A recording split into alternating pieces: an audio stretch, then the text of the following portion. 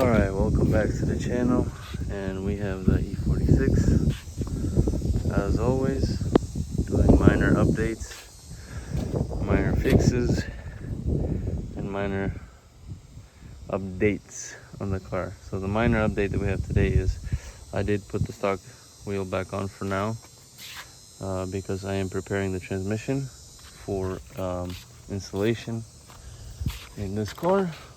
If I could open the car, it'll be great. Let's see if I can pop that open. There she is. Here she is.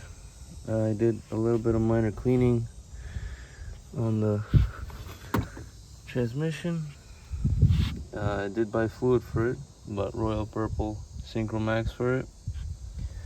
Waiting on the fluid to come in today, but this is a ZF 5-speed. So once that comes, I could do some installation on this thing. Moving the SMG. I don't mind all the mess on there, but I did.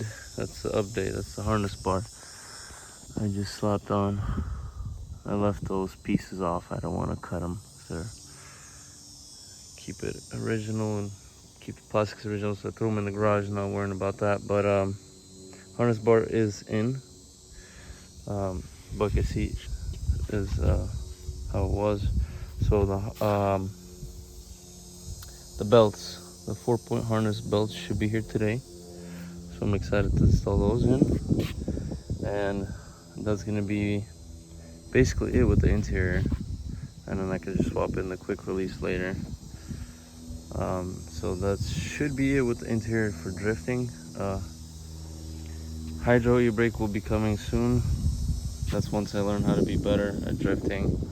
I do have the angle kit ready, waiting for the SLR lollipops to come in. They're still on back order or something is going on, but once they have them shipped, I can do the angle kit in the front, and the car should be ready for drifting. Then once I have the angle kit installed and the 5-speed installed, then I'll do the quick release. That'll be the last thing.